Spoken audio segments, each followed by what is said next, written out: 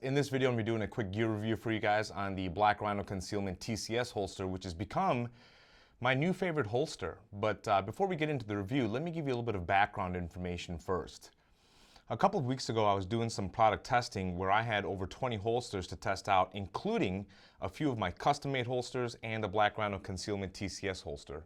You should know that I'm very picky about my holsters and which ones I stand behind, so my evaluation process is kind of lengthy. That being said, let's see how the Black Rhino stacked up.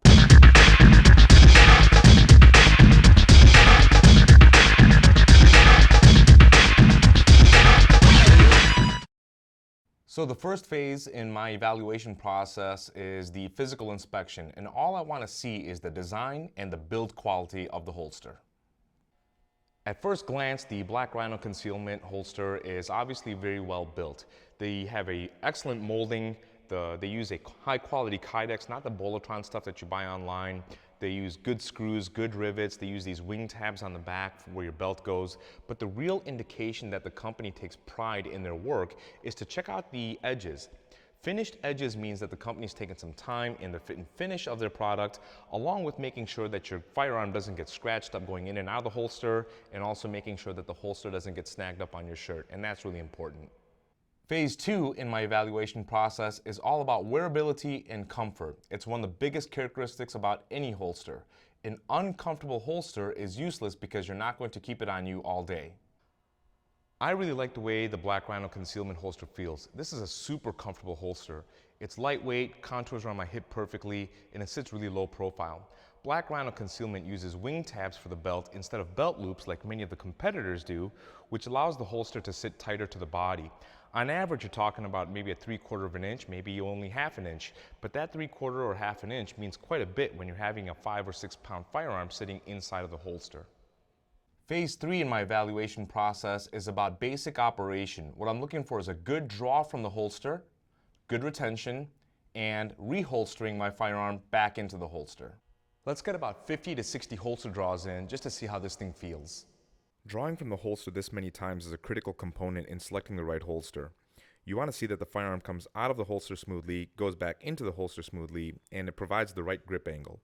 Many of the holsters I was working with had issues with retention. Either they were so tight that I was pulling my pants up, or had to use both hands to get the gun out, while others were so loose that retention was almost non-existent. The Black Rhino was super smooth and had the perfect balance and retention. They also gave a 10-degree cant in the molding, which made the grip angle spot on.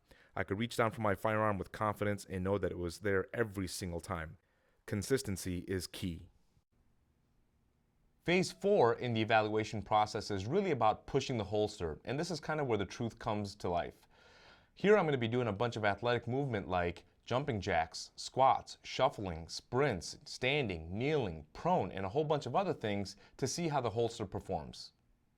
This kind of testing is often overlooked because it feels silly, but it's definitely a critical test. Many of us wear our firearms for self-defense, and self-defense is a very active and random action. That means we need to train for that kind of movement and put our gear through that movement to make sure that it's suitable. Better to find out now than in the middle of a violent encounter. You'll also find that when you spend a bunch of time moving like this, holsters tend to drop guns, loosen up, and in some cases, just fall apart. The Black Rhino really stood out here. It never seemed to fail, and it was comfortable and durable enough to allow me to move like this. I had absolutely zero gear failures, and I was trying to induce a failure, but the Black Rhino kept performing. Alright guys, so I've been wearing the holster now for about 30 days, and that includes being on the range, that includes teaching classes or at home, in the car, while I'm at work, and I gotta tell you that this thing is non-stop performing for me. It's become my favorite holster, even more so than my custom-made holsters, which says a lot. I've spent a lot of money on custom holsters. I liked it so much, what I did was I contacted the guys over at Black Rhino and asked them for a hookup, and they were able to give me a discount code for S2 Strategic Defense members only. If you guys are interested in checking out the Black Rhino lineup and want to save some money on it, sign on up for my newsletter off of the website at www.s2strategic.com, and the discount code is on the newsletter. Hopefully this video helps you guys out. If you guys like it, please like, share, subscribe, comment down below. If you guys are on Facebook, follow us there at S2 Strategic Defense. And the biggest thing again, guys, is head on over to my website at www.s2strategic.com and sign on up for the newsletter for discounts on the Black Rhino Concealment holsters, along with much more. Until then, be safe, be well, and I'll see you guys soon.